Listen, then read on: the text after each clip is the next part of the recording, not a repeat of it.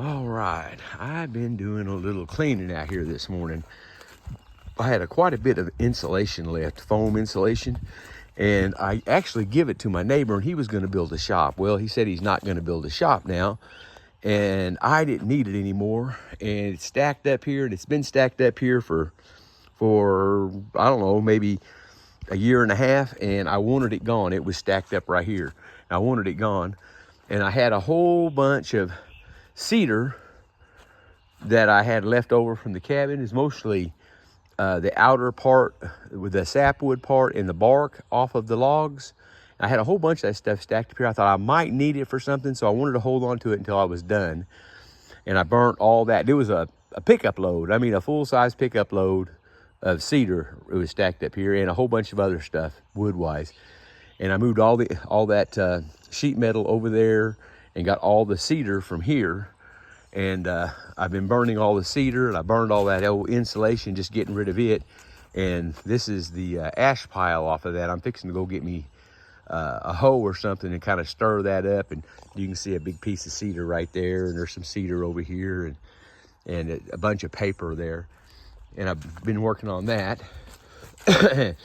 And when we bought this was the box off of an old U-Haul truck that somebody had painted, and it said something and something Sons Moving Company out of New York State, and the roll-up door was gone on it. And me and my cousin made a set of doors for it, and they were made out of real thick plywood. Well, the plywood just plumb fell apart, and I don't have any self-tapping screws like a drill bit style screw, and this one on this side just fell off. This one had fell off years ago. This one fell off. And I just stuck some sheet metal up there for right now. I've got to take the sheet metal back down and cut it off to the proper length and reattach it. But I don't have any self-tapping screws. I think I found 6 of them, and I got them in there just good enough to hold it up there to keep the rain and the weather out. And I don't know if you've watched this before. We used to have an outhouse out here years ago. I think it's probably been over here for 15 years. And when I built it, I just built it out of 2x4s and plywood and sheet iron. Well, I was out here yesterday messing around. I happened to open the door on it, and it had a whole bunch of wasp in it. And it had, I could see termites. You know, the mud runs on termites. I could see those in there. So I come out here yesterday, yanked all the screws out of the outside, got the sheet metal off of it, took the door off of it, cut all the 2x4s. Like I said, they were just full of termites, stuck them down in this hole right here. And there's a piece of PVC pipe and an L bracket and a bunch of screws. That's why I put them down in that hole, to get rid of all the screws. And just burnt this yesterday.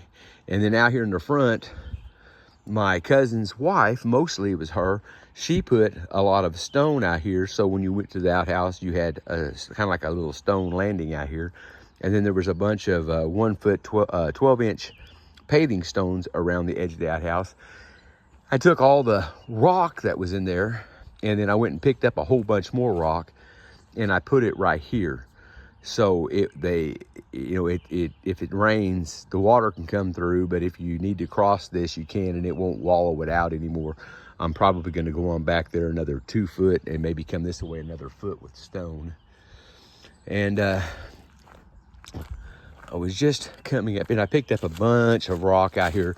A couple of years ago, they hauled in, I think close to 100 dump truck loads of shale.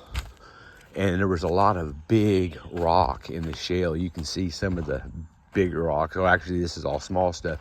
I picked the big rocks up that were up here, and I hauled them over there and put them in the creek. And I brung those paving stones. We used to have all those paving stones right there. And the ones that were underneath the outhouse, I've got to bring some sand in here and level this up, but I put them right here. And y'all saw yesterday, I worked on the well house, and I don't see any leaks. Everything looks, I've got to put me some sand underneath this. It's the roots that are underneath there. I don't see any water on the floor other than what was in here from yesterday. So that's all pretty good. Nothing running anywhere, let's put it that way. So this is working really good. I'm just tickled to death with that new tank. But I think what I'm gonna do It rained a little bit this morning, but everything's dried out pretty good. That's the reason why I did the burning this morning, is everything was nice and moist. I think I'm gonna go down here and stir the pot on my ashes, grab me a can of gas, and this right here is a never-ending story, picking up all these stinking limbs. Limbs are falling all the time. I'm gonna go get me something to stir up those ashes real good, get that thing burning some more, and I may get my lawnmower out and go mow my new grass for the first time. You know, kind of keep it all knocked down a little bit. I haven't mowed it since, I guess, around Thanksgiving last year. Try to get that done. Well, you guys have a great day, and thanks for checking in.